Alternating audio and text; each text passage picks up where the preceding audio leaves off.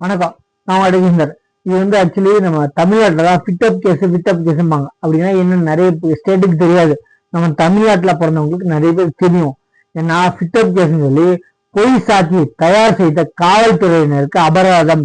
கஞ்சா வழக்கில் பொய்யான சாட்சியங்களை ரெடி பண்ணி ஒருவருக்கு சிறை தண்டனை பெற்று தந்த 3 போலீஸ் அதிகாரிகளுக்கு 10 லட்சம் ரூபாய் அபராதம் மற்றும் துறை நடவடிக்கை எடுக்க உத்தரவு.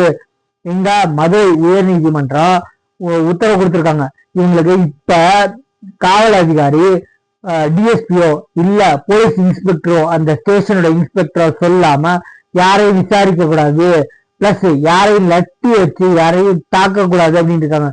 எப்ப வந்து இந்த சாத்தான்குளம் தீர்ப்பு வந்ததுனால இப்ப மண்டைக்கு போலீஸ்காரங்க அந்த பயத்துல இருக்காங்க. என்ன வயிற்ற கலக்கிட்டு இருக்காங்க.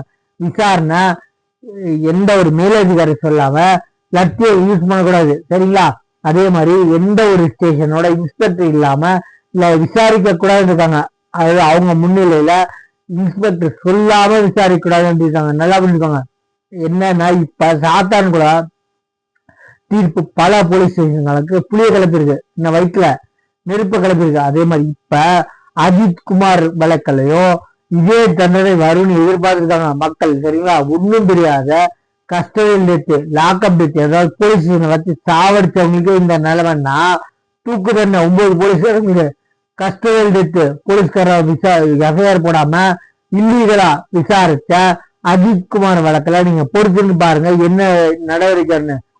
லாக்அப்ல விசாரணை பண்ணி சாகடிச்ச இவங்களுக்கே இந்த தண்டனைனா போலீஸ் ஸ்டேஷனை வைக்காம வெளியிடத்துல வச்சு கொடுமையா சட்டத்துக்கு புறம்பா எஃப்ஐஆர் பதிவு செய்யாம அஜித் குமாரை கொலை செஞ்ச போலீஸ்காரங்களுக்கு இதோட கொடுமையா தண்டனை கொடுப்பாங்க, சரிங்களா? அப்புறம் அதே மாதிரி இப்ப எதுக்கு சாத்தாங்குள போலீஸ்காரங்களுக்கு 2 ஆயுதம்னா அப்பாவுக்கு ஒரு கேஸ், பையனுக்கு ஒரு கேஸ், அதான் 2 வாட்டி தூக்குல போடுவாங்கன்னு இல்ல, உயர் நீதிமன்றத்துக்கு அப்பீலுக்கு போனாங்கன்னு இப்ப போயிருக்காங்க ஆல்ரெடி. என்ன அவங்க அந்த குடும்பத்தை சார்ந்தவங்க அவங்க போனாங்கன்னா நாங்களும் போன்னு இருக்காங்க, சரிங்களா? எக்காரத்து கொண்டும் 2 தூக்கு தண்டனை 2 வாட்டி தூக்குல போக மாட்டாங்க பொதுமக்களுக்கு. அப்பாவுக்கு ஒரு கேஸ், பிள்ளைக்கு ஒரு கேஸ், 2 கேஸ். இத கொஞ்சம் முன் வந்து அந்த தீர்ப்பு கொடுத்த நீதிபதி நீ அப்பீலுக்கு போனாலும் 2 கேஸ் இருக்கு, அப்போ அப்பீலுக்கு போனாலும் ரொம்ப ரொம்ப கஷ்டம் அப்படின்னு சொல்றதுனாலதான் 2 தூக்கு தண்டனை கொடுத்துருக்காங்க, புரியுதா?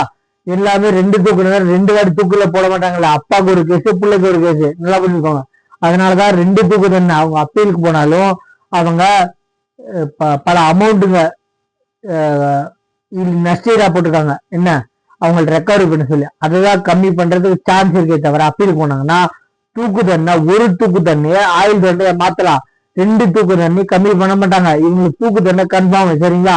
எக்காரத்தை கொண்டும் இவங்க கம்மியாகிறது தூக்கு தண்டனை விடுதலை வாங்குறதுக்கு வாய்ப்பே இல்லைங்க.